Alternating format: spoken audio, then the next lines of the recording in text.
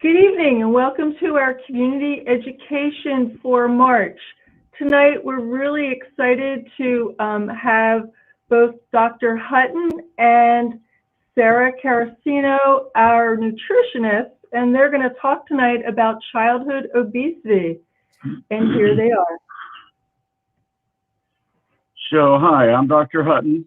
I thought when we get started, it might be better to define what we look at as children's health providers for height and weight and BMI.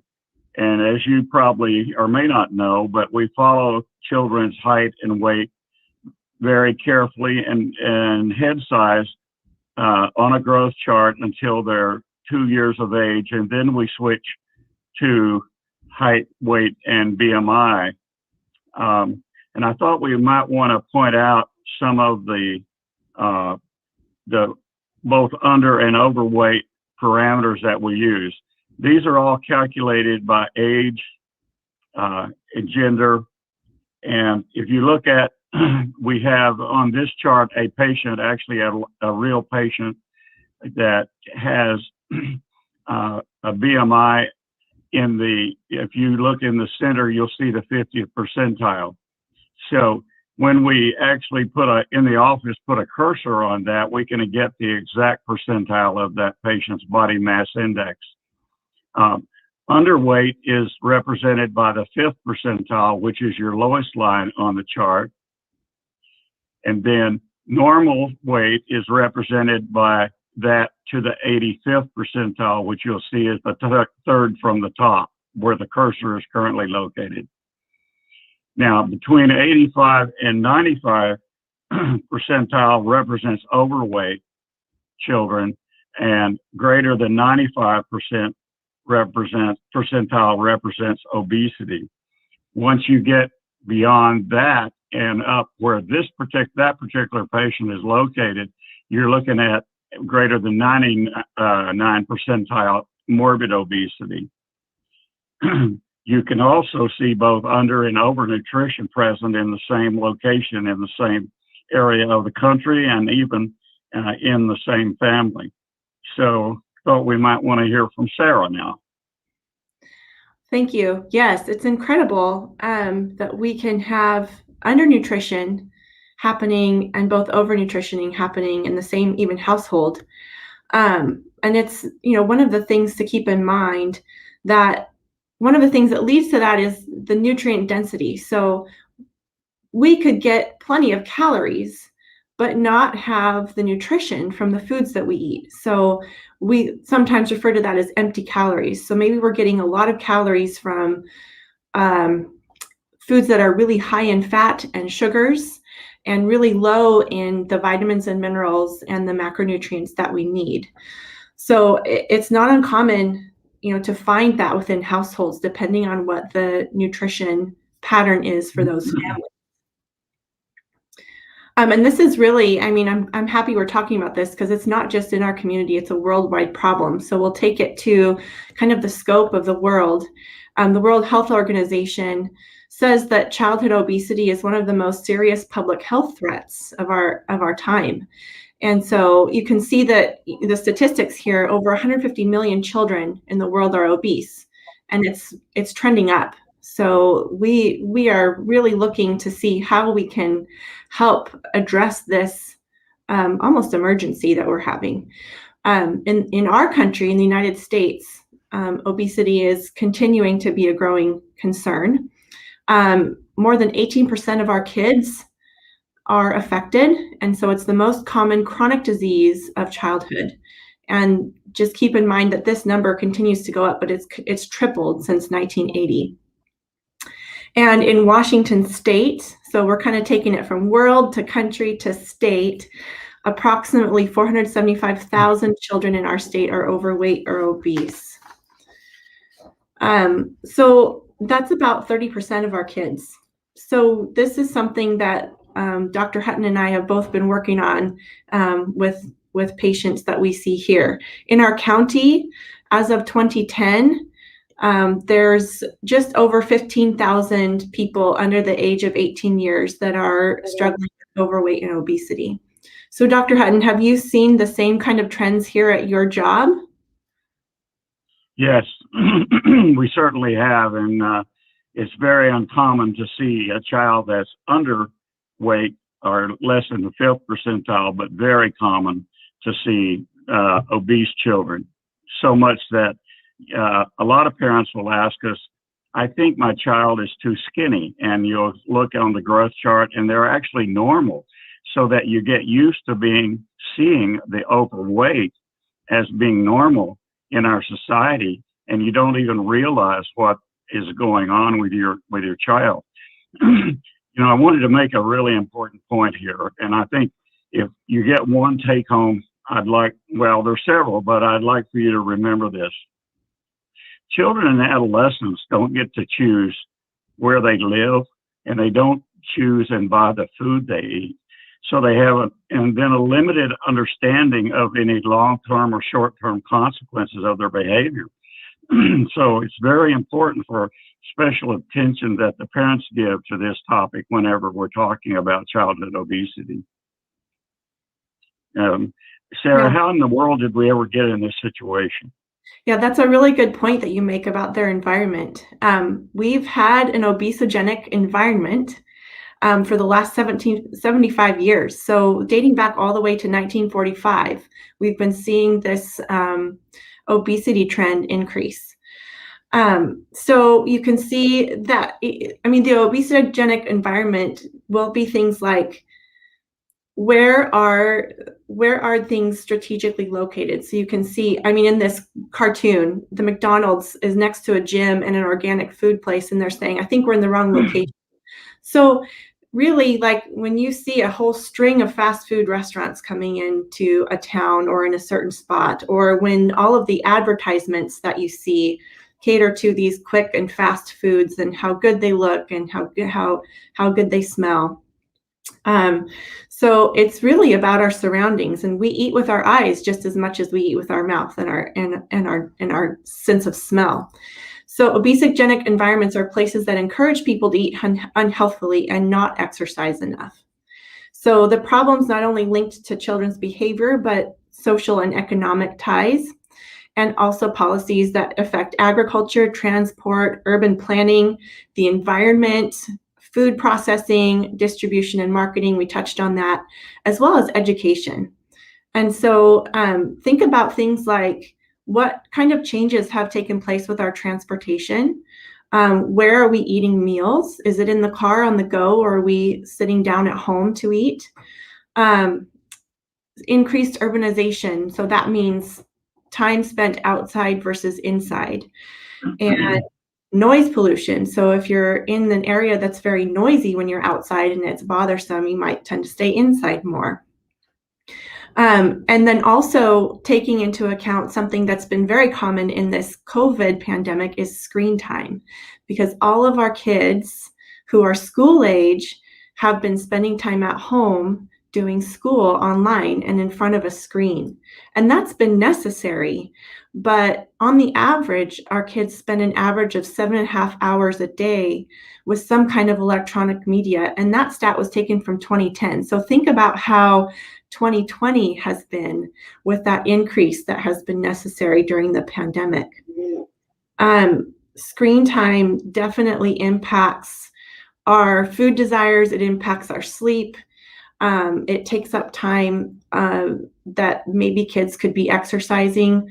And so again, there's been necessary screen time with schooling, but then also the kind of recreational screen time is what we're really looking at limiting as much as possible.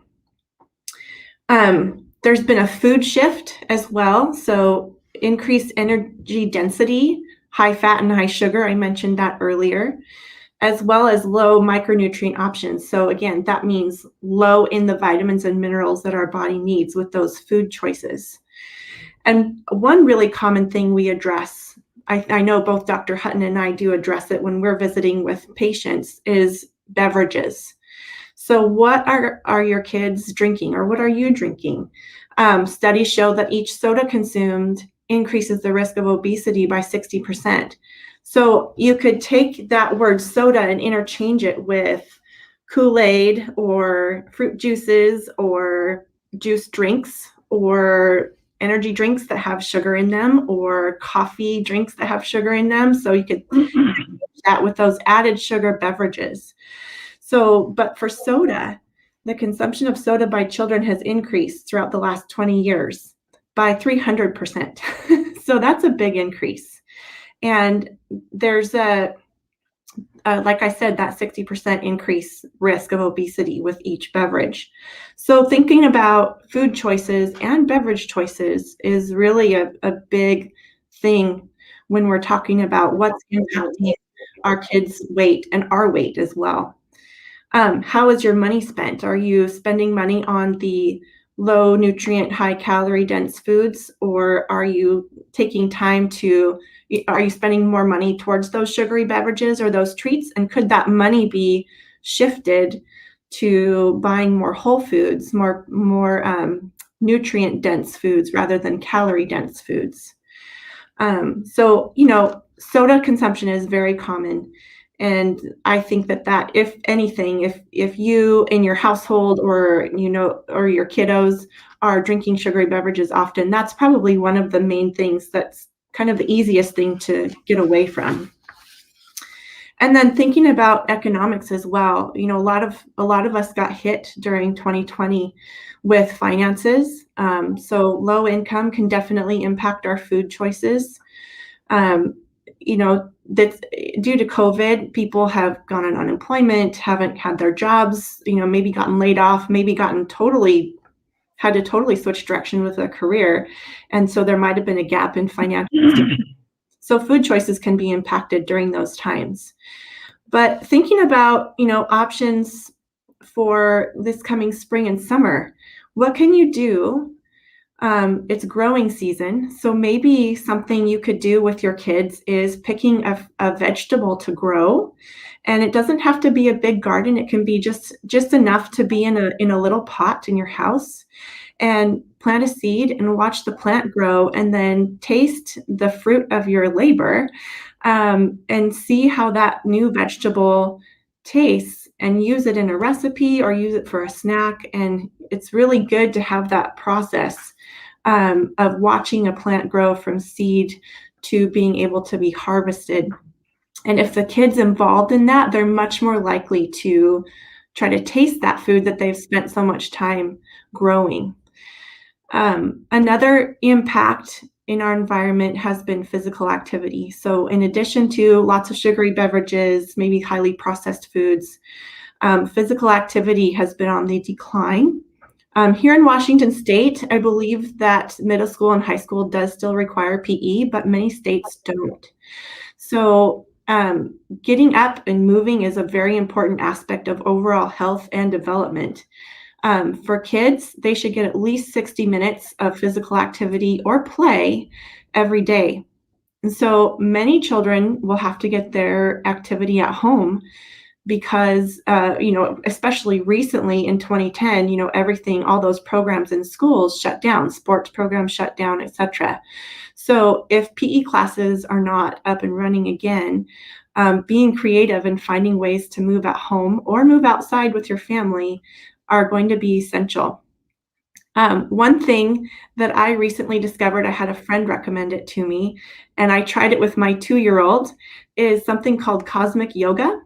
And it's a free video on YouTube, and it has this wonderful lady doing really easy yoga poses. And for the kids ones, she takes a rhyme like going on a bear hunt, and she does the rhyme and she does the movements and different simple yoga moves to do during the presentation, which we chose a 9-minute presentation. And so yeah, my daughter, her attention span was pretty maxed out at that point. But for kids who are older, it's a really good way to get moving with something fun and interactive. And parents can do it with their kids too. If they're younger and they don't have the attention span, they'll typically, you know, like my daughter, she started wanting to climb on me while I was doing the poses instead of doing them herself. And that's play, that's activity, that's what we're looking for. So if the weather's bad outside, there are some options that are free on YouTube to take advantage of There's walking videos. There are a whole bunch of options that are free on YouTube. If you have an Amazon Prime membership, there are exercise videos on there as well for the whole family. So movement is going to be really important. The weather's getting nicer, the days are getting longer. So getting outside, going for family walks, playing with the ball in the yard, going to the park and getting on a swing, climbing on some things, all of those things to work in to your kids' days are going to be very important for their muscle development and their bone development, and also just getting their heart exercised as well. That's that's really important, Sarah. And I think one of the things we've seen with COVID is a lack of that physical activity. And people say, well, I can't go outside, I can't go to school, I can't do PE. And so, what we have seen is a lot of children sitting in front, as you mentioned, the screen all day long. And when you do that, you tend to get bored and kind of down in the dumps, and then you tend to eat. And many studies have shown if you eat in front of a screen while you're playing a video game or on the internet or whatever you're doing, number one, you're not conscious of what you're eating. You're not giving it your mindfulness. And with that, I might mention during the pandemic, all of our providers that see children have seen a marked increase in children's weight percentiles in the clinic. It's pretty amazing. So, excuse me, a lot of the learning that our children get is by watching their parents and not doing what you say, but doing what you do. So we have to become a good example for our children and do the things that we're trying to get them to do so that they can see how important it is. It's important to the parents. It's going to be most likely important to the children as well, as you're doing with your child. So, why do we really care about it in short term? Children are they're not grown yet and they can always change. And while that's true, what we've seen in the clinic is a lot of short-term adverse effects. We have a number of children with already type 2 diabetes, with insulin resistance, and also who have fatty liver. Long-term, there's much more serious consequences, of course, and I'll mention some of those in just a few minutes. But the stigmata of being overweight or obese affects nearly every aspect of a child's life. They have peer victimization or bullying. It's what some of the experts call it, peer victimization. But it actually means the same thing. And the people that do research and study in that use the term interchangeably. And it's interesting, too, that children with obesity have a higher incidence of depression and anxiety. And the reverse is also true. Children with depression and anxiety have more obesity. And what we've seen in the pandemic is a marked increase in both anxiety and depression. And if you look at the growth chart on nearly all of these children, they're all experiencing a very rapid increase in their body weight and BMI. Children get teased unmercifully. They have social exclusion from clubs and various activities. And even the adults in their life, coaches and teachers, treat an obese child or an overweight child differently than they treat other children, probably with, unintended consequences and in the fact they don't even realize what they're doing. The parents in the family don't treat an obese child the same as they treat the other children in their family. Even physicians will look at an obese child or a parent and treat them or have a different attitude toward them. Social media is real, again, because you're on the internet and on the computer all the time, is a really difficult time because there's a lot of bullying that occurs on the social media sites. Mm-hmm. Long-term consequences are even more severe, of course, with health. You have higher incidence of diabetes, heart attack, hypertension, strokes, type 2 diabetes. You get more osteoarthritis as an older adult. you have liver disease, and many different cancers are attributed to being obese. In addition, there's a decrease in life expectancy for that. And just think about the economics of the person living longer and having a longer life expectancy, and you have higher medical costs as well, and a bigger burden on society and on the taxpayer. So what are we going to do? Right. It's a complicated and complex issue, isn't it? We've heard there's so many factors that play in to these things. And I want to hit on, you said something about depression and anxiety and obesity kind of going hand in hand, where the obesity or the weight is going up and so is depression and anxiety, or vice versa. And so I've found that if someone is struggling with depression and anxiety, it's really hard to address the kind of food changes or nutrition changes that might be beneficial to them until that depression or anxiety is kind of addressed and being treated. Have you seen the same thing, Dr. Hutton? Yeah, exactly. And many times, even before I'll refer them to you, I'll try to get a patient into counseling and on some medication to help alleviate some of the depression and anxiety. Because as you've mentioned, when they come to you to talk about how they're feeling or their depression or anxiety or how they're being bullied, they really don't care. They don't want to listen to you, give them a lecture or suggestions about their weight. Right. So there's so many factors to their weight that it's oftentimes kind of digging to get down to what the root cause of it is, or causes are. And there could be a lot of things going on. So it's not necessarily just, you're eating too much. That could be a symptom of the real problem. So I really appreciate you mentioning that.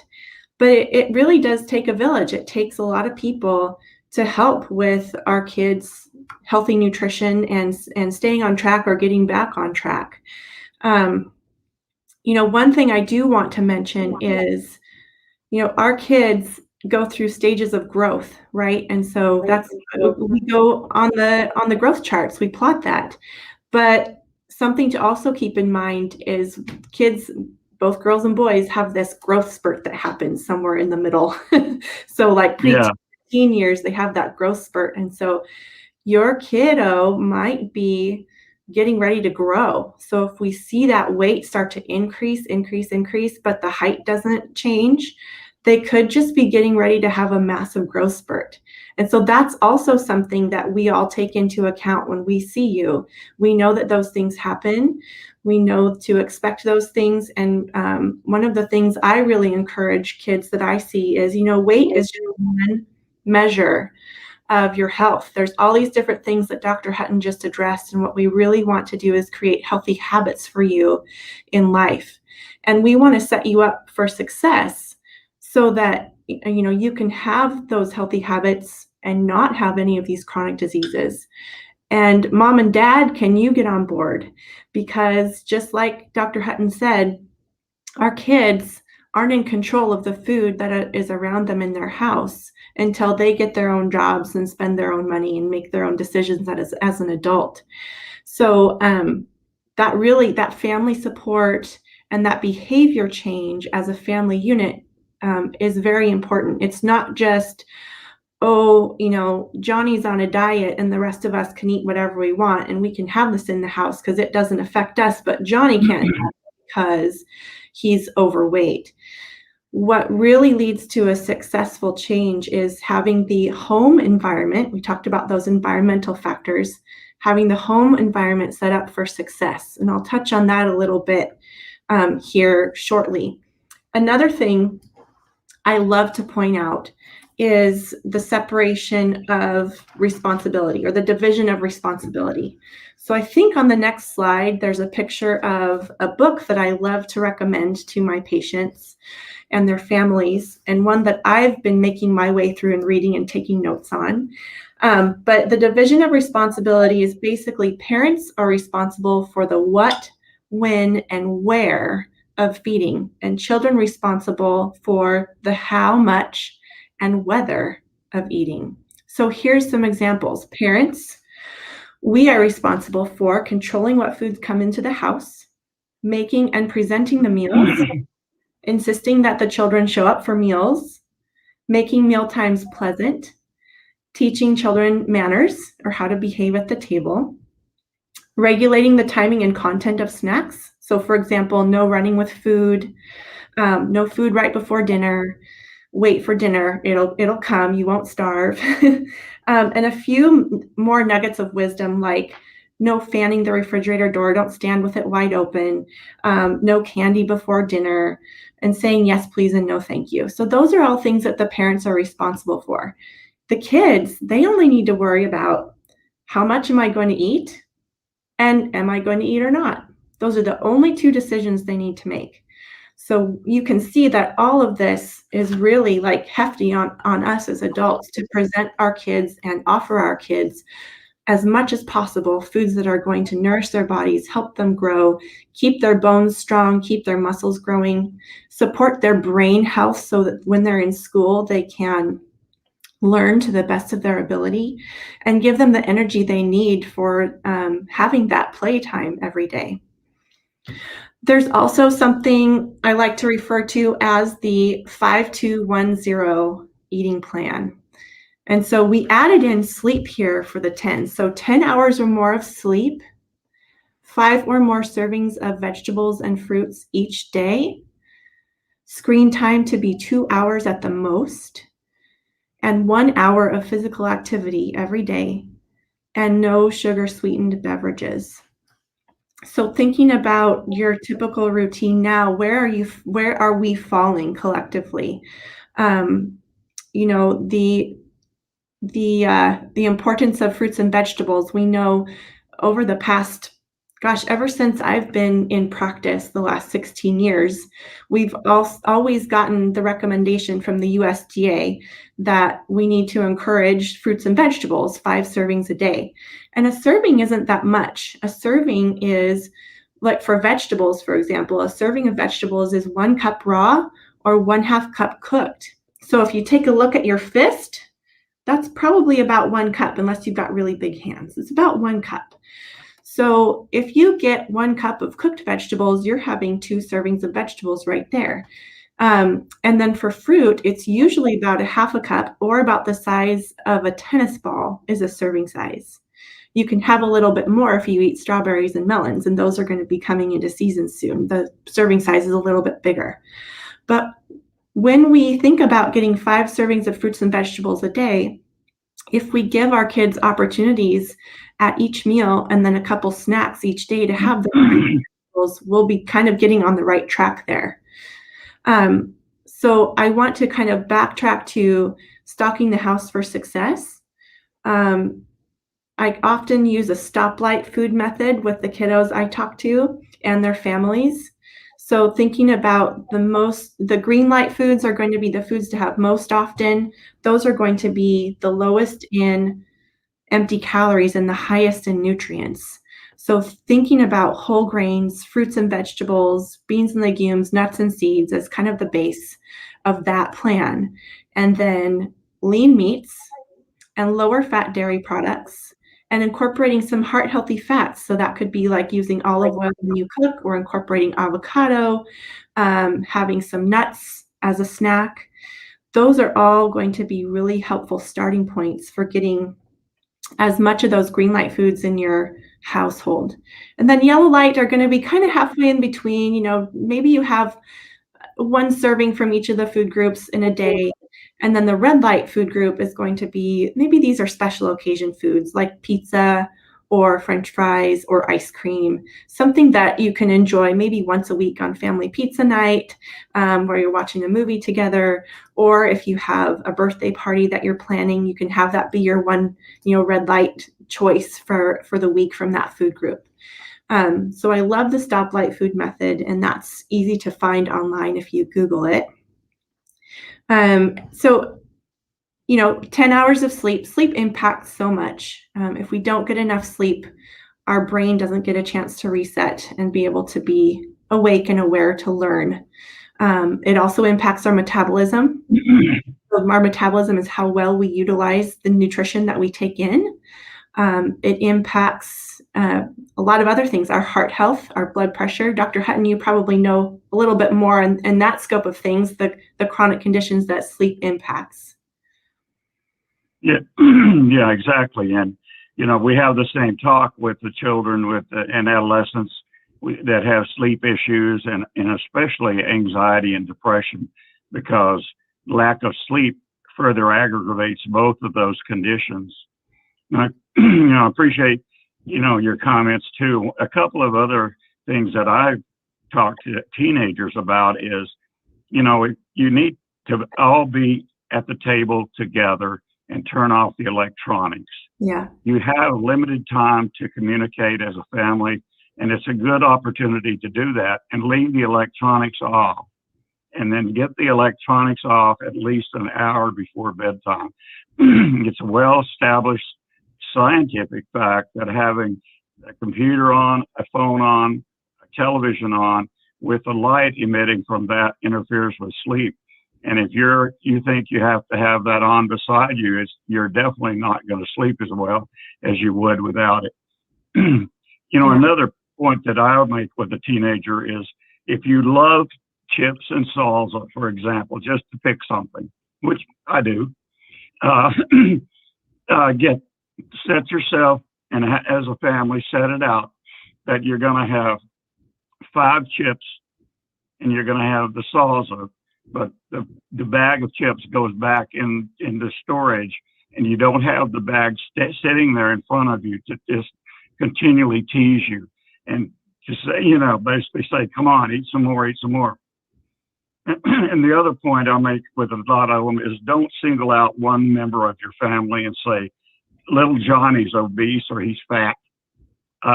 We find a more politically correct, nice way without instilling on him that he has a special problem that needs to be addressed, and don't continue to refer to it as Johnny's problem. And we all going to eat whatever we want to eat, but he can't have this. Everybody eats the same thing, and with the portions like you've described. Yeah, those are really good tips. And kind of to piggyback on that, when you said everybody eats the same thing, I think a lot of parents I talk to who have picky eaters are often making second meals for their kids. And so that kind of gets into kind of feeding that, well, they're going to still be picky if you're kind of catering to those things. So one thing that you can think about in trying to help prevent cooking a second dinner is, if you're making a meal that might be new, that no one has tried, or something that my picky eater probably won't eat this, then try to think of one thing that's something that your kid will eat at the table, so that they don't have to sit the meal out, for example. So one thing is, you could put a slice of toast on their plate along with whatever the meal is, so that if they don't eat anything else but the toast, at least they're eating something and they're participating with the family. But something, it could be anything, but try to prevent, if the only thing that they like is macaroni and cheese, then we don't obviously want to do that all the time. But if there's a fruit that they enjoy, or if they enjoy having a piece of bread, or if there's another food item that they will enjoy that kind of goes with the meal, try to offer that along with this new meal so that they can participate in eating. And then have a backup plan. If they don't eat the meal and you don't make a second dinner and say, this is what you're getting, if they choose not to eat, that's okay. Let them choose not to eat. That is their decision. They won't starve because you have food in the house and you are offering them food. So they can choose whether or not they eat. And if they come after dinner, after refusing a meal and saying they're hungry and wanting some of those foods that they enjoy, have a backup plan. One thing my mom did that I hated when I was young, but I think it's brilliant, is say, okay, if you're hungry, you can have a glass of milk.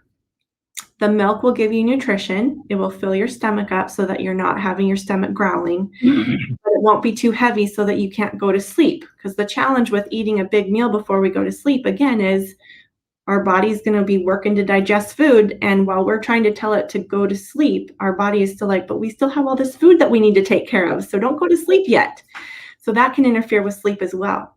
So I found that when I was given that option, I would say yes or no. And the times I said no was because I just really had an appetite for something.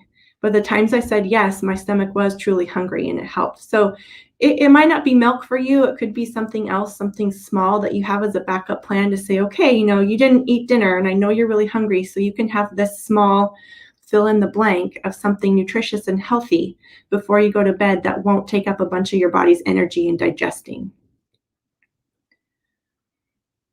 Yeah, I agree. And there's certain foods that we all don't like at times, and as a child, they have taste buds too. So we need to respect that. And if you don't like eating cauliflower, and that's what you're serving, say, I realize you don't like this, and that's okay. You might like it sometime, yeah. But instead of that, you can have an alternative to that, and it can be offered to anyone at the table. There's always a lot of ways that you can politically get children to eat properly without having to be mean and ornery. And then, remember the old thing when I was a child, you're going to eat what's on your plate. You better clean up your plate. You eat everything because there are children in the world somewhere who are starving. And you need to clean your plate up, or you don't get dessert, right? So anyway, yeah. So we need to get rid of a lot of the old stuff that we learned as children ourselves, because we don't want to pass that on to our parents or to our future parents. Right. And kind of what that does is it teaches them that, first of all, in order to get dessert, I have to eat and I have to get full. I have to clean my plate. So then it's kind of interfering with, maybe your child has been listening to their own hunger and fullness cues.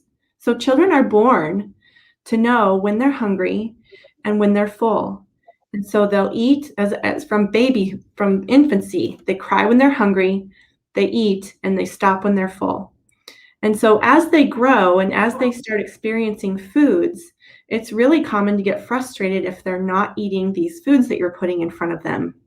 And so one thing to keep in mind, like I said, they're paying attention to their hunger and fullness cues. So we want to teach them to respect those cues and be mindful when they're eating, instead of eating past those feelings because you're trying to bargain with them or bribe them with something sweet that they think sounds really good.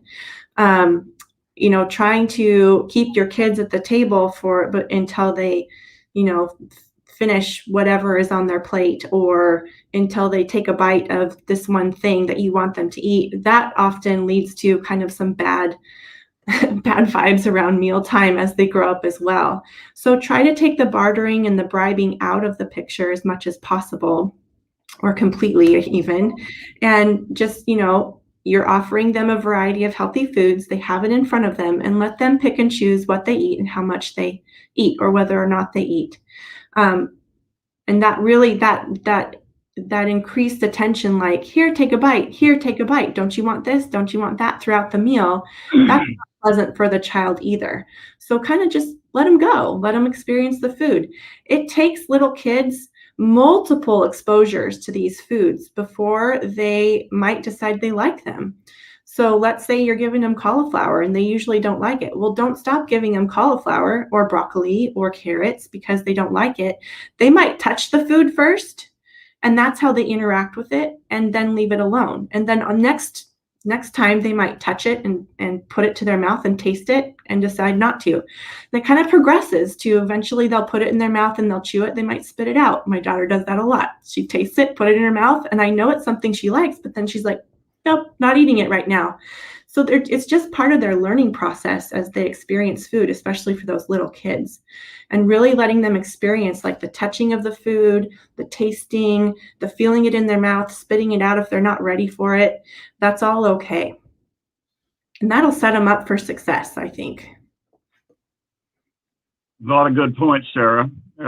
We forgot, we should have. And anyone has any questions, comments, or disagreements, we're certainly willing to hear from you at any time, and can send a message, and we'll do our best to answer.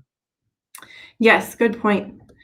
And I think another, just kind of to tack on something here, we touched on it a little bit, but there's been a lot of stress recently with the pandemic, and kids are under a lot of stress to begin with, but there's other stresses that we've experienced in this last year for sure. And so stress reduction, maybe even for the whole family, is really important. And that's where that physical activity that can come in. Knowing that there's what can you do, what things do you enjoy doing that can reduce your stress. So compared with normal weight adolescents, obese adolescents have a higher prevalence of school and mental health problems. We covered that, but including poor academic performance and self-esteem, anxiety and depression, and a greater number of reported suicide attempts. So if that stress is building up, and then all of a sudden there's a straw that breaks the camel's back, we want to learn, stress reduction techniques. It could be exercise. It could be deep breathing exercises, breathing in, holding it, and breathing out. And that literally can help slow down. If you're having a racing heartbeat, it can help slow down your heart rate so you're not feeling as anxious. It's one of the first line treatments in both depression and anxiety, depression and obesity. So when you're able to handle the emotions that you're experiencing and have a good outlet for them, you can more easily tackle those other issues. Right. And dealing with adolescents and depression and anxiety, that's exactly the approach I take as well. What do you do when you get home from school or you've been stressed out for the day? Yeah. And nine times out of 10, you know what they're going to do. They're going to be online or on one of the sites, and they're not going to do what you and I would recommend they do, and that's go to your room, turn off the lights where it's quiet. There's no electronics on, and just sit down and be quiet for 5, 10, or 15 minutes. Mm-hmm. And take some deep breaths and relax. Then things will come a little better into perspective for you. And you realize you're going to get through this. You're going to be okay. And you mentioned exercise. There's a number of studies available for children with ADHD that shows if the children have a lot of exercise every day, they do a whole lot better in their attention span, and also obviously in their weight control. Yeah, great points. Absolutely. So if we can go to the next slide, I think it's a nice summary of what we've all talked about. Kind of a summary of all the chronic conditions, complications. Let's see if we can get that next slide there.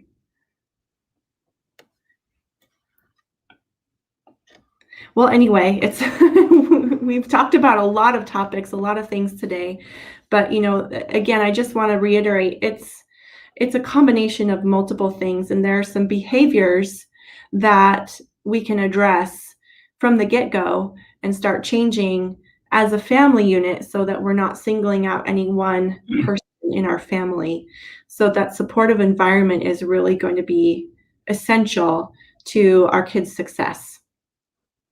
And getting back on the behavior aspect of it, with a lot of people, children or adolescents, I'll point out, there is a difference between a behavior that you have and a mental health condition. A 2-year-old having a temper tantrum is exhibiting a behavior issue. That person wants something, and they're going to do whatever it takes to get the parent to do it and change their mind. If you have depression and anxiety, that's different than just a behavior. That you have to address in a different way. With behavior change, you can make a change and you can do different things to enable your body and your mind to be healthy. And, I think people need to realize that along with all of us, that there are certain behaviors that we adopt for various reasons that may be unhealthy. Not to get into another topic such as smoking and other issues like that, but these kind of behaviors can be changed, and there are methods to help us change. Yeah. Yep. And it's a team effort for sure. For Yeah. sure. Yeah. I had a thought and it just left me. So get out and play. Find some creative ways to be active and exercise and play together inside. As the weather gets nicer, just go out for walks. Even just getting outside, breathing the fresh air, having a change of scenery, I find really helps me. And I know it helps a lot, like a lot of people. So look for opportunities there. Drink water. I mean, water, we're made up of mostly water. So we really need that hydration. That helps with a lot of interactions in our body. It helps hydrate and lubricate our joints, helps transport nutrients in our body. So, taking those simple, one at a time steps. So if you're thinking, gosh, there's a lot of things from this talk that I see that we could work on, but it sounds overwhelming. So maybe pick one or two to work on at a time. If you're not drinking much water, increase your water intake. If you need to get to bed earlier so you get enough sleep, then start, maybe that's what you start with. If it's simply adding a fruit serving or adding a vegetable serving to your meals each day, to try to increase that, you'll find that as you add in the healthy foods, there's not as much room for those less nutritious foods. So instead of saying you can never have these foods again, try saying I'm going to add in a serving of vegetables, or add in a serving of fruits, or add in a serving of whole grains, or I'm going to drink an extra cup of water with this meal. No, so we have a question from Danielle. Child is very active, but slightly overweight. Doesn't know when to stop eating when she feels full. Any suggestions, Sarah, on how would you answer that? Well, one thing she might need to relearn, hi Danielle, one thing she might need to relearn is, what does it feel like when she's hungry? And what does it feel like when she feels full?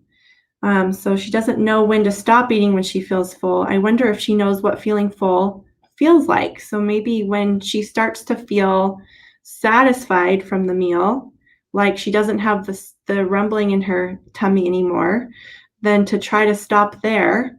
And if she still feels like she needs to have something in her mouth, maybe have her drink another cup of water with the meal. That would be one thing I would recommend. Dr. Hutton, do you have any recommendations on that? Yeah. Many times the same thing. I'll ask them to have the child drink a glass of water before dinner or before the meal, and then I want to eat more slowly, so that a gentle reminder during the eating process. I want you to please slow down with your eating. And also show the child what that means. Taking 2 bites and laying your fork down, picking it back up, taking several bites, lay it back down.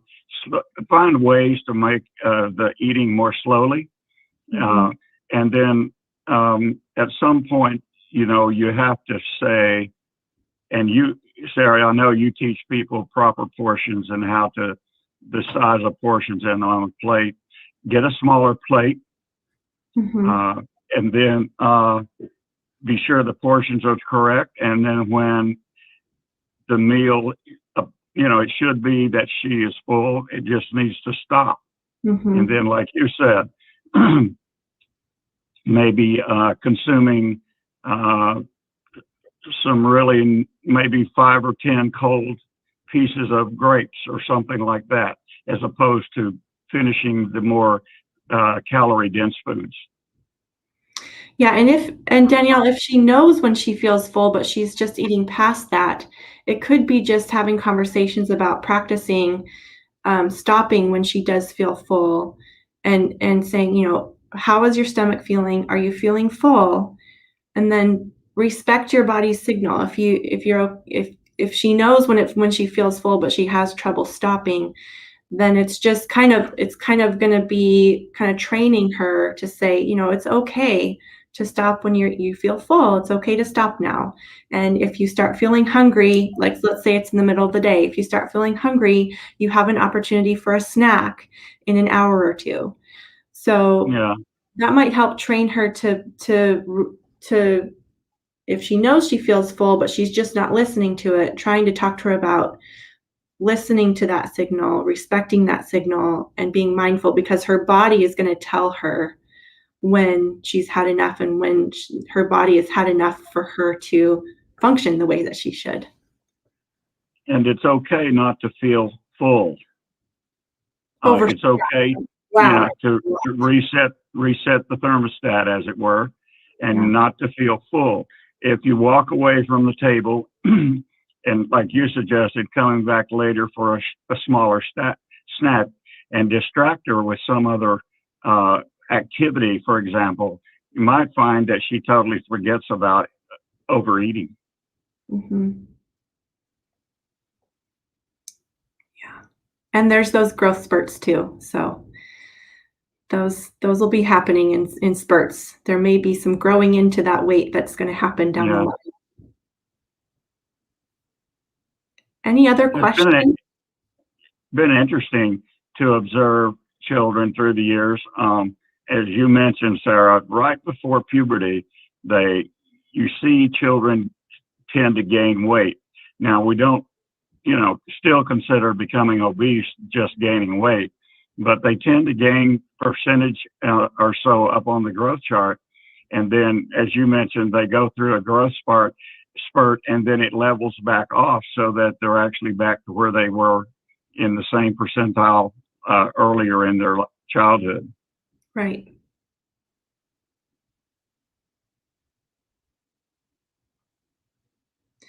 Are there other questions out there? Yeah, we're happy to answer some more questions if they're there.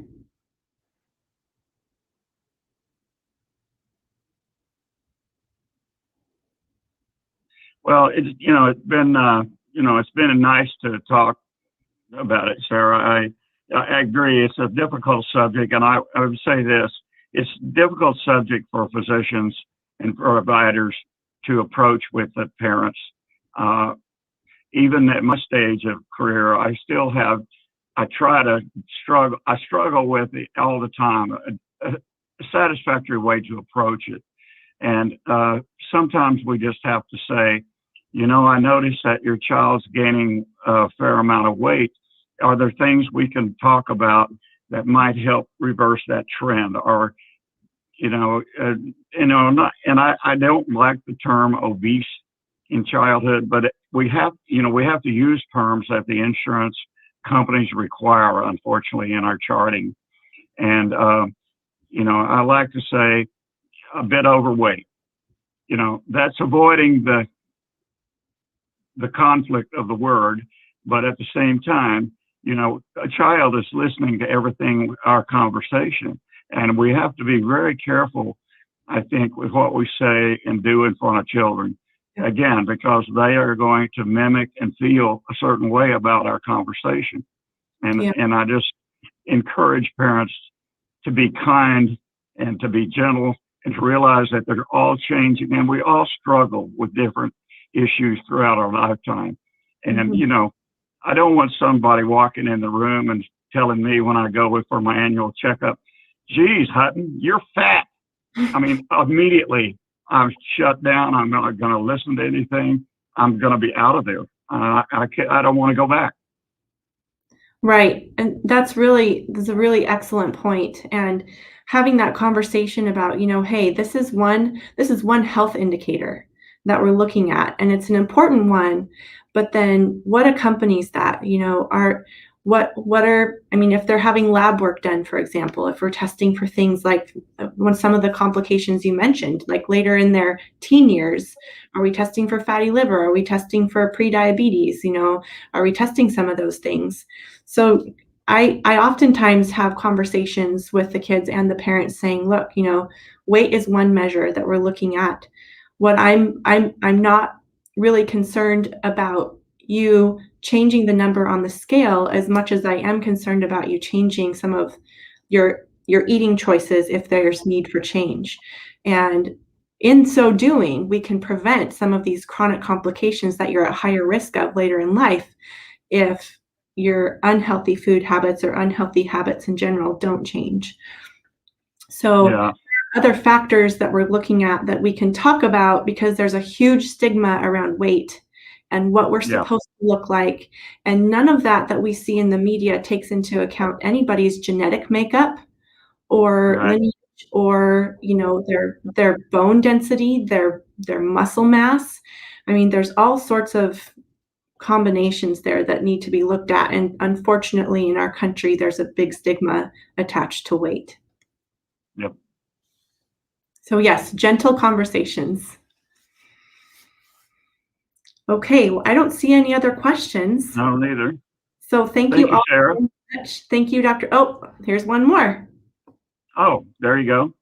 How would they get to see you? How would a parent get to meet with a nutritionist to discuss meal plans for their children to possibly prevent obesity or help with losing weight? So you would go through your primary care provider.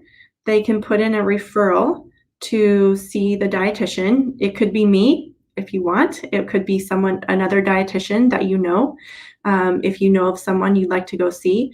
But whoever your primary care provider is, they can send a referral to the place that the dietitian practices from. So for example, if it was me, the child's doctor could send a referral here to the therapy department at Summit Pacific. And from there, you would get contacted to schedule a meeting. And that's typically the way it works at other places too. Good question. Yeah, that's a very good question, Danielle. We appreciate your spending the time to send us those questions. That's good. Yes. Very appropriate.